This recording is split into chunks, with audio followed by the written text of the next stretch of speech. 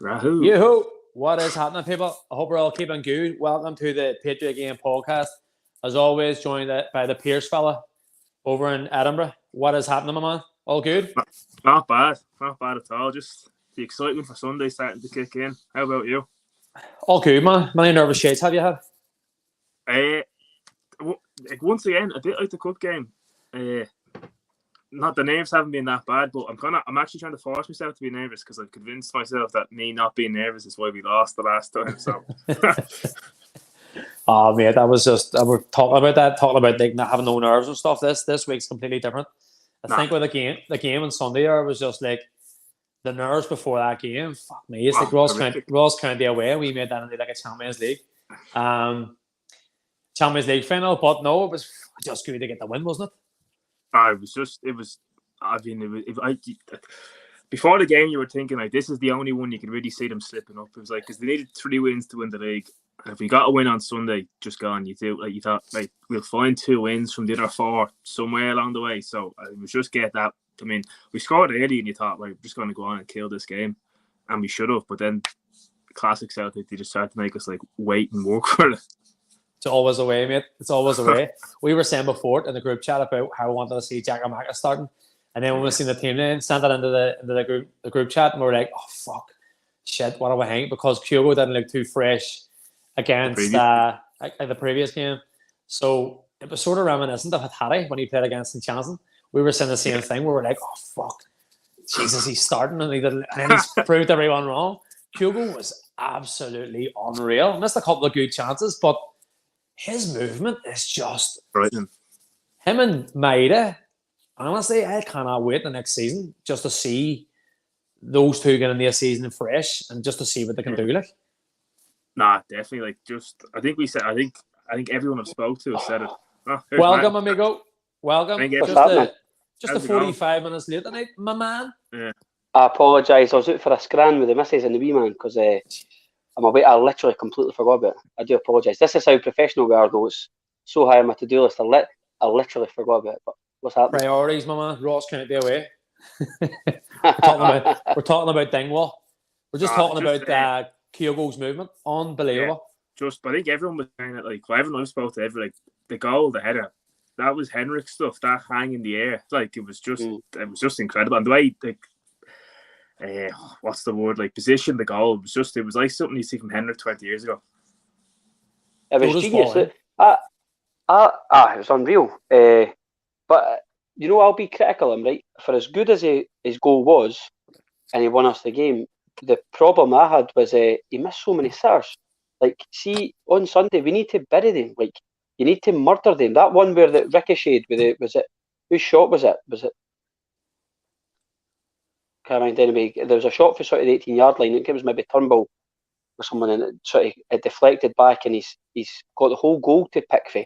But there was a few different opportunities. He should have had a hat trick. But yes, I think what you're on about. If we take our chances against them, we'll kill them. But there's if you could combine the attributes, and obviously you can. It's hypothetical nonsense. But if you could combine the 2 attributes of Kyogo and Giakoumakis, geez, what a player you would have. I'm still throwing Maeda in there as well. Maeda's movement is just... I've said it now for the last couple of months watching him. You can't buy that type of player. He is just fucking... Just the way they're linking up. There was a couple of wee moves that I noticed. One where Kyogo showed his intelligence, where Jota had the ball out in the right and he was about to put the ball into the backs, and he looks over to the left and sees Maeda making a run into the backs. His automatic reaction is to take his defender away and let Maeda have a clear run and goal. That's what I'm saying. Imagine them 2 fresh next season linking up together. I'm more excited to see what Kyogo and Maeda can do, honestly, than any other position. Obviously, Giakoumakis, if we can fit him in there somewhere, fucking even better. But those 2, I think, even if Jota stays, I think them 3 can link up unbelievably. Like, I think he's Ovsky, personally. Yeah. Do you know what? We spoke about this, Chris, the other day. You were saying about the he wasn't too good. We're both saying that, or he wasn't too good. He wasn't too good in the last game. Dude, Jota. He was good. Jota. He was classic. He was classic against Ross County. Irrespective, these games are massive. You need to win the game. I think there was a lot of nerves actually on the team. How many big games has he turned up in? Like, I agree. So I agree. There is a talent there, nurtured properly. He plays off competence clearly. He's a young lad. There's a serious player in him. I would have no problem. I would argue against that again. Sorry, just because we played right over. Call your boots. He came on for the second half, and everyone was going crazy, like it was the greatest performance in the history of football. We played Bodo Glint 3 days later, and he was anonymous. And that's what he does. Yeah. I know wingers are hot and cold, but he's like what's they call like a flat track bully. I think that's the way Jota is. I take the point, but I would also throw back the situation. He's a fish out of water at the moment. If you took someone, for example, that was, say, what age is the boy? 20-year-old? In the round. 20. You take a 20-year-old lad and say he's a Sparky, and you take him for a scheme here, and then you move him over to Lisbon, and he has to learn a new language, and he has to incorporate a different peer group and a different network, and he has to work in a different environment. There's not all players hit the ground running. I think players like Kyogo and all that sort of stuff. He did. I know he done very well, but there's different variants, different factors. Look back to Petrov and all that. All I'm saying is, if you bought him, I don't think it would be a waste of money. There's a player there. I have no problem in getting him signed. All I would say is, I think that I personally think that I'm sceptical of a deal getting done personally. I think either Benfica will want a different option. I think they'll probably try and keep him on the books and maybe loan him somewhere else. And I could see it turning into a Patrick Roberts sort of saga. I just didn't think we'll get him on a full-time contract. The main person that currently we have on loan that I think we need to do anything, you just have to do any deal to get him, is Carter Vickers. Because he's the nucleus of everything going forward. He's all that is good at the moment about Celtic. The guy strolls through games. Him and Maeda come off of games that look like they've done a 5K. Did they sweat? He's incredibly fit, and he looks like a very strong player. You still not sold on Jota then, Pierce? No? He is a good player, but I think his first half of the season and the second half reminded me of, remember John Guidetti when he was good for the first 6 months and thought he was class and thought I've already earned enough to get a move somewhere else, and that's what I feel. Scored twice against Centre. Yeah, so he would probably think I wouldn't be surprised if you went to like Serie A or the Spanish League or something. I could see him going there in the summer. Because how long do you want to stay in Scotland for as well? Like if you're a Portuguese guy. See, that baffles me, and I'll go back to previous incidents that was spoke about, even Ben Doak and stuff, even though he's completely different, because Jota's playing obviously more first-team football. But when you say about that, going back to Benfica and stuff, and you know that your chances are going to be very limited, let's be honest about it, Sal's going to be playing Champions League football next year. Surely that's another opportunity to showcase what you can do on the bigger stage. I mean, we're going to be playing against the best teams in Europe. So if you're thinking about it logically, and if you were his agent or you're any sort of influence on his life, you'd be saying to him, like, you're playing on the biggest stage here. This is an example. This is what you can do instead of going back and maybe not having first team chances at Benfica or sort of going from different clubs in Portugal. I think a perfect example to use there is Patrick Roberts, like you said, Martin. Patrick Roberts thought the grass was going to be greener on the other side. Many players have thought that. I think it's a perfect opportunity for Jota to kick on. Going back to Mohamed El-Yunusi as well. He was another example. We spoke about it. He was going from club to club. He came to Celtic. He done okay in his first season. Second season, you don't really want to talk about. But players like Jota, this is a great opportunity just to kick on, surely in your career. And hopefully the logical sense is to stay with us.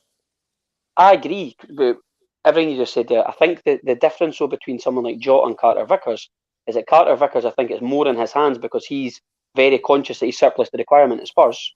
Whereas Jota, I think, he's a project for the future, and I don't really think he's the one that's going to be leveraging the decision. He's not going to be sort of pulling the string saying, I want to do this, I want to do that.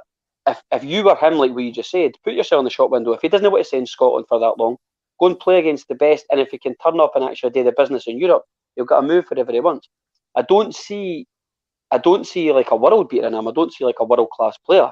I see a serious talent, and if anything, at the start of the season's ending to go by, the boy is a serious talent. I just think sometimes football fans are too fickle. I think we look at players and expect the world off them every game. As I say, he's a young laddie. He's adapting to a new city, a shitty climate. He's learning a new language. He probably still stays in a hotel. He's away from his friends and family. There's loads of different variables. You have to be conscious of people's moods. You have to be conscious of... There's so many different factors what makes someone perform at work. And that is ultimately what it is. He's at his work. The only difference being is we care so much about because it's Celtic. But if the laddie stays, I'd be delighted. I think there's a player in him, but if he goes, I wouldn't be. I just don't think he'll stay personally. But I think. Would you take him on again? Say that again, mate. I take him on loan again for another season. I'd 100% take him on loan again. And if they look to exercise, that's what I could see. That's what I was saying about Patrick Roberts. That's where I don't see Celtic getting him on a full-time contract. Personally, I might be wrong. It's just my opinion. I just don't see it happening. I think that what they'll want to do is it might be the case that they'll either look to keep him as a project and maybe in a year's time develop him and get him into the first team squad if he's good enough. So someone like Celtic would be ideal to go play Champions League football or European football. Or alternatively, if they want him to go to another move, I think it would be a sale, and I think he'll go for decent money and it'll price Celtic out. I just don't see Celtic getting a permanent deal for him. If anything, maybe a 12-month loan, and I'd bite your hand off for it because when he's on fire, he improves the team. Cameron Carter-Vickers, we just need to get that done. I know there's been rumours the last couple of days. I think he would be an absolutely sensational signing. In my opinion, I've spoken about it the last couple of months as well. I think he is the best centre-half that we've had from Virgil. I think that him alone has brought Starfelt on. I think Starfelt has been very impressive over the last lot of games. But honestly, I think Starfelt's been fantastic. And I think that Carter-Vickers has had a huge say in that because if you have any sort of talent, and he's really said the nice, that's right, but if you have any sort of talent playing alongside you, surely to God that gives you a wee bit of confidence. You know, surely to God that improves your game. You're seeing him, obviously. He's a ball winner, keeps it simple. Yep, going, showing up in games, consistently putting in quality performances. Surely that, helps everyone around him. Look at Ralston. Look at fucking Greg Taylor. Greg Taylor, let's be honest about it, the last couple of games, even against Ross County, I thought he was very, very good. Brilliant. Non-stop, absolutely non-stop. But yeah, so Carter-Vickers, if that deal if it's imminent, I think it'll be absolutely incredible. Especially going into Champions League football next year because we're fucking champions. Yeah. But if we do go into Champions League football, I didn't like to keep pillaging the guy. I want every Celtic player to do well. I've seen for the start when we played in Europe previously this season, and I can see going forward, Starfelt's too slow for the European game. You'll get away with it in Scotland, and that's good because he plays in Scotland. Domestic games, he's got Carter-Vickers at the side of him. He's a ball winner, but sometimes he needs to be able to take this step out. I just don't see him being the answer at European level. And I think if we see it. You spoke about Jota a few minutes ago, saying it's hard sometimes to adapt and you can't show up at certain 100%. games. I think Starfelt has been absolutely the difference is probably age. He's improved game by game. He's steadily getting better. I just think you're looking at a situation where you've got kind of an international football player and a sort of prospect. But I take your point, and again, it's the exact same concept as he's adapting. He's playing on a new system, new team, blah blah blah. And I hope the guy keeps improving. Or I just didn't see a particularly cultured player on the ball as far as the centre half's concerned. I think he's prone to quite risky mistakes. His positioning at times when he gets pressed high on the ball isn't great. If it's one-on-one, I think he struggles. If a ball comes in there, he's meat and drink, and him and Vickers defend their box very well. I think if you run at him and test him, especially when you split the two and there's third man runs, I think he really, really struggles with pace.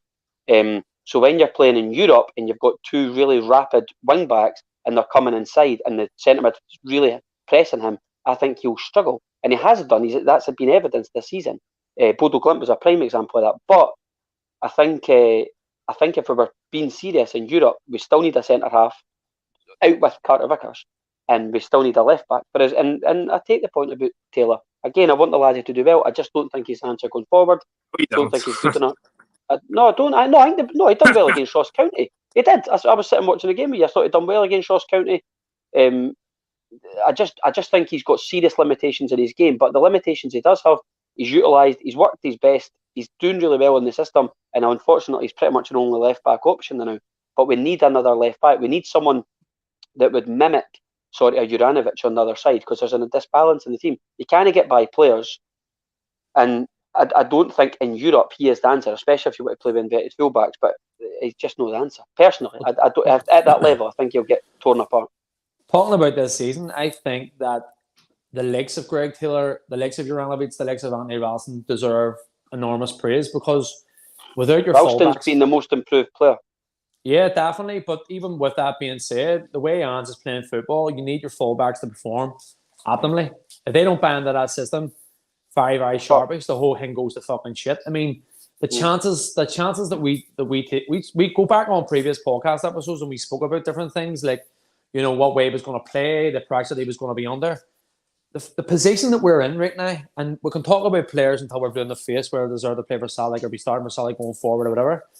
This team, I think we shouldn't even be talking about that. We should be talking about the fucking 6 points clear going into these on Sunday in an absolutely stupendous position. Not many people have foreseen this position that we're in. I think that the whole team deserves an enormous amount of credit. I understand going forward, you're always wanting to improve your team. You're always wanting to be bringing in better players. You always want your players to have, you know, the best possible challenges for other people challenge to get into the team. I think the position we're in right now, compared to where we were last year, we had Christopher Ryer and we had Chris Julian. Chris Julian was being fucking bullied against teams like Livingston at the Spaghetti Hat. Now we have a fucking I knew you would say that. a solid partnership. Who the best defensive record in the league, right? Yeah. I mean, compared to last year, that's fucking stupendous. No, we couldn't defend a crossbar. I was was it sent to you? I don't know who it was sent to, but like, there's a real, if God willing we go on and win the league on Sunday, there's a poetic justice that Ralston will be on the pitch to win the league. Because I mean, I think if you go back to the podcast we did when Ange got the job, we were like laughing at the fact that he's the starting fullback because he was the only right back we had at the club. Like when he first came in, and then like the first 6 games we lost, we dropped points in like 3. Did we lose to Rangers? Lost to Livingston. Lost to Hearts in the first 6 games, and since then we've won 24 out of 27. I mean, the 3 draws irritate me still. Like it should have been a perfect 27 wins since then. But I mean, the record since then. I mean, and as you were saying, like even talking about players for next season, it's probably even a bit presumptive or preemptive. Like I mean, just I think kind of enjoy and appreciate what that team have done this year. It's just incredible what they've done in the space of. Because September, I was going to say in a year, but it's less than a year. Because Ange came in June? They started in July. They hit the ropes until September. We've been away until the 1st of October or something against Aberdeen. So you're talking October, November, December, January, February, March, April. In 7 months, like the turnaround is just incredible. It's absolutely frightening what that team have done this season. Next season, I think if he gets a budget and he's actually allowed to identify and pick and mould his own players, I think Celtic will have a pretty serious team. I think we're at 4 or 5 signings, but me and you, Lee, said at the start of the season, maybe it was a hint of bias, maybe it was a hint of realism, I don't know what it was. I said I thought at the start of the season we'd win the league. And, no, you didn't. I did. Go back to fill your roots. Yeah. I said it would be a monument. I thought it would be a monumental effort, but I thought I don't know. I liked the way that he spoke. I liked his philosophy of football. I wasn't as you were on the train for the get go. You're a absolute beacon of optimism. But I just thought that I always say this. I always reiterate that I always think Celtic's play should be in Europe. You get judged by Europe. Genuinely speaking, as a domestic football club, spent £23 million. You're going to be. You should on paper obliterate the majority of opposition. But it's the consistency. It's the fact that they've changed the mentality, they've changed the system, they've incorporated different players that, as you say, most of us kind of laughed at the concept of Ralston at the start of the season. He's been invaluable. Not just the fact that his performances have been really good. He stepped up with that goal at Ross County. His mentality to be like he was getting. You have to think, right? Imagine you went to your graft all the time and people were giving you fucking pelters, like literally giving you it tight, saying, "Pierce, you're shite, your job." And then next minute, aye, and then they do, and then you turn it around, and then you get to a situation where you become valued to the point that people really appreciate you in the work environment. The guy's been unreal. Like to have that strength, like conviction and character to think I'm good enough to be in here. He could have really went within his shell and thought, fucking keep it simple, get the ball and just get rid of it, get it to somebody. He's taken risks. He's taken players on. He's turned up with goals. He's been unreal this season. He went from a laughingstock to in my opinion, the player that won the league, Ross County goal. He's probably the most improved player I'd say in the Celtic squad this season. Terrible award to win. Nobody ever wanted that. Like, but even like on Sunday, I mean, I'm not one for these. Like, it's not one for these. Like, you know, like it's all about being hard. but that thuggish tackle that went down on him Sunday, he just got up, for Callahan, and just got on with the game. That was two though. If Ross Callahan had been booked in the 3rd minute for his first tackle, then he would never have put that tackle in thereafter. There was like two. There was one in Ralston, and who was the other one? It was way over the ball. Who was the first one on? It was Callahan again. Was it McGregor? It was Callahan he did on McGregor after 2 minutes as well. Yeah. Aye, that tackle was a joke, and there was a few the other day that were ridiculous, but he's solid as a rock. He just gets battered, jumps up, and gets on with the game. There's a lot of people that wouldn't have wanted any part of that. I feel like he's really gonna revel in Sunday. I feel like for him personally, he probably feels like Sunday is a big day for him, because I remember going back 2 years, he had that day at Ibrox, 3 years ago now nearly, that day at Ibrox, when Morelos stamped on his back. I know he played back in August against him, but Sunday obviously got beaten the previous week, but I can feel Ralston himself, and you like to think Sunday's a massive day for him. Imagine like he's got like a young child, family and all that, like, and he's playing for Celtic, something that everyone would like die for. So hopefully for him, he has his big day on Sunday. Unreal. I completely agree with you. So we spoke about this, Martin, before you just come on. The nerves before the game, the performance we put in, you could tell the hunger was there. We wanted to go out, get the 3 points, get the job done. Again, there was no one really in the team who you could really felt. Kyogo, I agree with you. He should have done better with a couple of chances. But maybe put that down to a wee bit of ring rust as well, do you know? Aye, guaranteed. He's come back with months off and all that sort of stuff. Some of the balls Jordan stuff put in, again, coming off the back of that bad performance. On Sunday, going forward, moving on to that, who would you go with? Would you go with Giakoumakis or Kyogo? Pierce, what would you go with first, mate? I want to change up the team and play 4-2-3-1, but that's not going to happen. So, it's a big one, isn't it? I think he'll play Giakoumakis. I think he'll play Giakoumakis. I don't know which one I'd play, but I think he. Would you be unhappy at that? Would you be unhappy if that was the case? Nah, because we massively missed them in the semi-final for that presence up front, like running them ragged, because they won't have Balogun playing.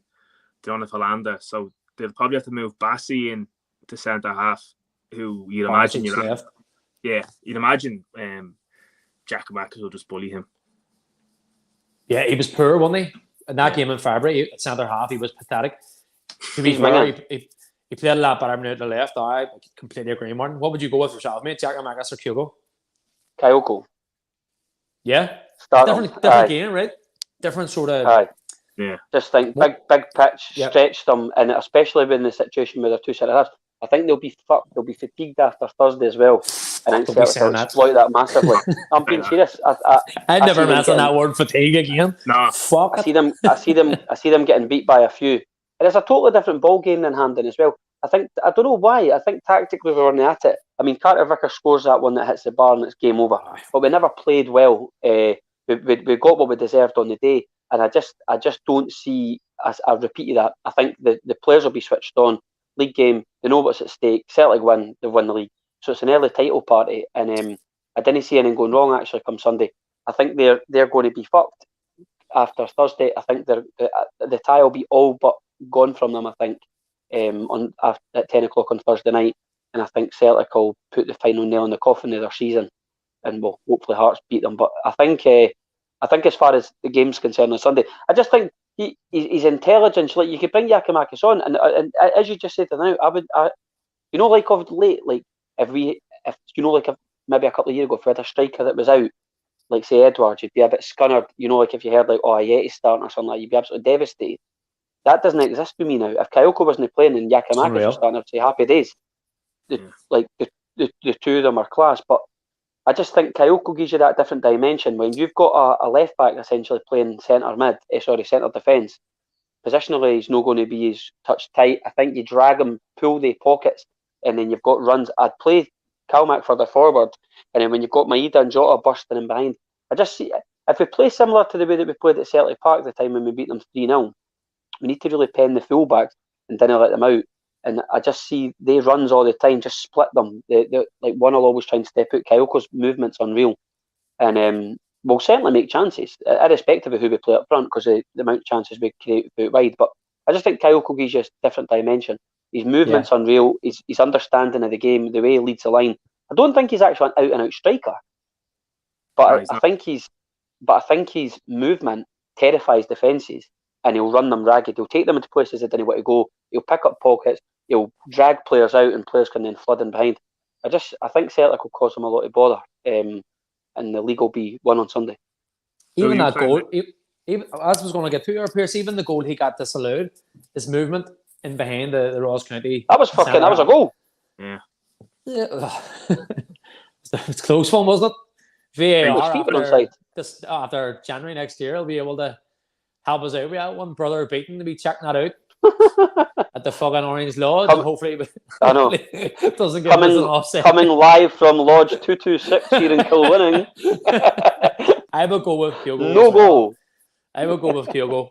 I agree with you, Martin. That you just can't drop a player like that. You know, if he is fully fit and he looked very sharp against Ross County, dropping a player like him, it's so hard to do. And you feel for Giakoumakis because you can sort of put him in that bracket of Taylor and Ralston, because I think a lot of people read him off, and I was certainly one of them when he missed that penalty against Livingston. Livingston. Oh, it still haunts me. Get him back on the plane. And you know, he did. He was sort of toiling there for a few weeks back then, but I think he as well deserves just so much credit. You know, going from that, you know, seeing that abuse maybe on social media to really stepping up and fucking putting in serious performances when Kyogo was injured. Like, he has been absolutely outstanding, especially that game against them. He just stood in the middle of the fucking box and was like, "You cunts aren't doing anything. You know, I'm controlling the box here," and it's just amazing having a player like that, you know, to bring on. He could have actually had a hat trick that night. He was colossal. He was. McGregor pulled off that save, right? Remember a bad cut in from right? The one in the middle of the box, the header and all that as well. But his hold-up play that night was unbelievable, and he's really, really good actually at linking the game in. I'm not saying he's in the bracket of a player like Sutton, but he's similar. Like, I like the fact that we needed a player like that for years. Eh? He's probably more of a Hartson than a Sutton. Aye, but we always needed a sort of player with a bit of physicality, somebody you could at least play with, hold the game up and tie players in. We've missed that for years, for a number of years actually. But listen, both of them give you a problem, because you need to then think how you're going to play the game. Their defence, you've got two totally different players with two totally different styles, but the difference is going forward, it's the exact same model. It's just who you play up front, how you want to complement their game. Giakoumakis, I think, would be to be honest, I didn't like. Yeah, I personally think he'll go with Kayoko. Personally, I think he'll give him the nod. I think for me the bigger one on Sunday is not up front; it's the middle of the park, because that semi-final. Hatate's done. I wouldn't play Hatate. It looks like he's playing him just like playing him into the ground, but that semi-final looked like a Gerrard against Lennon, where they just dominated the middle of the park. They played it really narrow because they have Lundstrom, Jack, and one of the other players will play for them. Like, Sunday, we need to be more compact in the middle of the park, because Hattie, like, the guy said he was done, and he's still playing. Yeah, I'm absolutely back for this Beaton chat. No way. I don't think still not on the Beaton trail. No, I don't think he. No, I'd start I would start Turnbull, Rogic, and McGregor on. No, I'd play O'Reilly. I'd play O'Reilly on Sunday. So would I. Personally, I would play O'Reilly. Yeah. O'Reilly was class against Ross County. Yeah. He is unbelievable. His only problem he's quite light though. He needs to bulk up a bit. I agree. I said that to you the other day there. Yeah. He does. He needs to be fair, he is still young, and I think he will. I think he's a presence, and he's a tall, big lad. Like, yeah. See again, he needs a bit of build. He needs to fill out the same way that you have Kyogo and Giakoumakis. See the way now we have Rogic, who was right off at the start of the season. Now you have Rogic. Exactly. Unreal. Wouldn't it bother? You know, like there was no player in that midfield I'd look at and think, "Oh shit, is he starting?" Well, that's a lie. Actually, I wouldn't be happy if Forrest started, but I think his race is done. Unfortunately, I don't know what's the situation with his contract. I think it's 2023, but he's not at the races. I think, unfortunately. Brilliant servant, done incredible. Unreal stats. The boys, like, considering the amount of criticism he gets for his limitations, he's done very well in his Celtic career. But I think he's just about there. But personally, I would start Maeda, Jota, and then, as I just says, I'd play Roderick with Turnbull and McGregor, and I'd play Kyle up top. And the back five picks itself. Sort of like obviously a different game because we're at home, right? And obviously, I think momentum-wise, we're going to be absolutely fine, right? Because we're in a very strong position. As well, I think they sort of are going to remember what they faced the last time. I'm expecting the atmosphere to be absolutely pumping on Sunday. Like the exact same way it was in February. Every single person in that stadium is going to be insanely pumped. The players are going to feed off that. I don't think he's going to change it. I don't think he's going to take Hattari out of the team. No. I think he's going to keep him in. And I think he's going to go with O'Reilly and McGregor. I think he's going to go O'Reilly, McGregor, and Hattari. He played the same time I think he played last time with Ralston for Juranovic. Yeah. I'm so happy to see it, by the way. I'm delighted for Ralston. Yeah. I'm predicting he's going to have a fucking class performance. He's going to be up for it. He deserves it. What's that? Sorry? My price is the any time. You know I'll be on it. You know I'll be on it. Beat on to be caught up within the first 25 minutes. Lundstrom. Even though he's going to be sitting in the stand, was it, like us? I will beat them 4-1. No. 1-0 or 2-0. Oh, Jesus. I would take anything. I would take anything. Like, I would take a dodgy penalty this season just to get the win. They know what's at stake. If Celtic score in the first 15-20 minutes, and I think the floodgates will open a wee bit.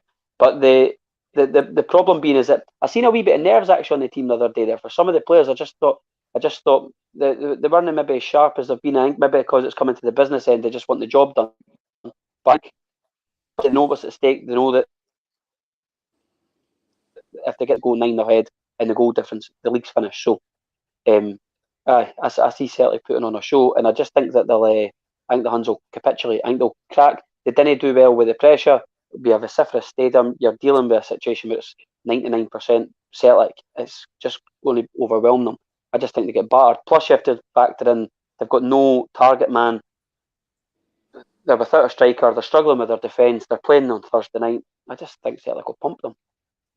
Party Sakala might be struggling as well. I think he's struggling. I read that. But I think he's don't give a fuck. I know he's shite anyway. What? The Man United kid played. What's that, bitch? What's his name? Diallo. He played at Motherwell, the Man United fella. I thought they'd sent him back, but if they play him again, he won't fancy it again. I think he could hook that. He wanted no part of that. No part of that. Like zero. I think a lot of them though came out and the tone was set. Like even for the tifo and all that sort of stuff. Like I think people downplay the importance of things like the support. I know that it's easy to be cliched and say about the 12th man and all that, but like when the stadium is absolutely and utterly on top of you, and like corners are cheered like a goal, it did psychologically. Some players can't cope with that, and he evidently could not cope with that. Celtic players feed off it because it's their habitat. The Huns just couldn't cope with it, especially the new ones, the young laddies, and that. You could be as good a player as you want to be in training. You come into an environment like that, it's a cauldron. It's a totally different ball game. The young laddies wanted no part of that. I just think come Sunday after getting beat on Thursday, they'll want no part of it again. And a lot of the Huns, especially the support, they've already conceded the fact the league's over. It's not even mathematically gone, and they've already conceded it. So, Celtic will win, get the Champions League money, hopefully develop and enable Ange to go and buy the players he wants, bolster the squad. And next season, I see total domination. I see Celtic battering them, blowing them out the water. It took me a couple of days to get after that semi-final defeat, but now it's sort of like, fuck it, it's all about the league now. Yeah. Let's just get the league done. Isn't it now? Like, we just want to get this over the line and get it. And Ross County was just the perfect win. Like, if the start of the season, if someone told you, well, go on this kind of run, you're going to get yourself a double in his first season, and we'll take the title back off them, and we'll just kick on. You'd put something up the daily. I was thinking about this other day. What was it since the turn of the century? This will be our 16th title. I mean, 16th league title from the start of the millennium. Yeah. And you have a certain bunch of fans who are claiming that this is the worst Celtic team to win the league. They just gift wrapped it up. Never mind the fact that we're just it's just ridiculous. Like that you can't really. I think I said sheer fucking dominance. I mean, that's what that is. Like, unbelievable. And just to be in this position, I'll just go back on that. to be even talking about this, to be even talking about doing a League and Cup double this year, not many people would have foreseen that. I'm absolutely buzzing with it. Just the big man come in with an absolute shit show. And, you know, the whole club was a mess. The fans never even got his own backroom optimistic. team. What's that? Sorry? Like, the job the guy's done's a joke. He didn't even get his own backroom team. He's come in for the other side of the world. He was working in Japan. He's a Greek immigrant, moved to Australia. He's without absolutely no foundations, or he's not got any of his mates here. I think he moved his wife here. He's completely and utterly away from his comfort zone.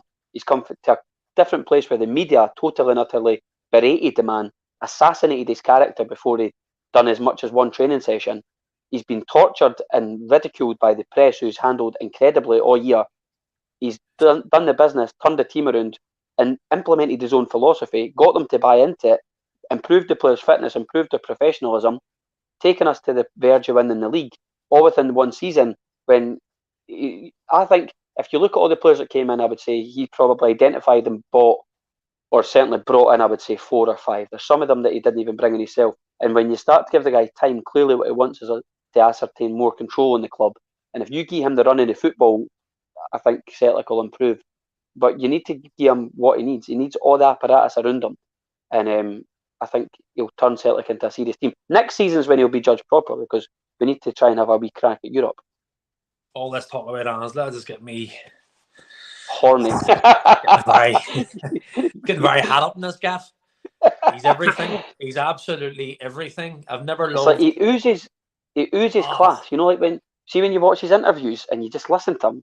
I could listen to him all day. He's just like, wow, like he gets it done. Not just football. He just seems like a really. He gets Celtic. Yeah, you just want to talk to him about like. Like, I want to sit down and give about the X Factor with him or something like that, because I tell you that's amazing lines. Like, tell me about mortgage advice, Ange. Tell me about mortgage advice. The guy's unbelievable. He is an absolute class act. So you can understand why the players are taking to him so quickly. But when you watch the interviews, he just oozes class. You just see it shining through him. Who was it that spoke about? Was it Marvin Bartley? You know, say that he recognised even after the game or something. It was like being in the presence of greatness. Like he had an aura about him. He's just like the guy. He just oozes class. He's just that. More than anything, take away football, take away results business. Again, we are fickle as fans. Things could change next season. He might get sacked. Hopefully, it doesn't. But as a person, as a human being, to quote the Rat, he's a beautiful human being. Beautiful, beautiful human being. Great way to finish this up, lads. We're just so excited for Sunday. Bring them on. I'll be here. Just before we go, what's the prediction, Lee? I'm going to say 3-0. 3-0 Celtic. Pierce. I'll take 1-0.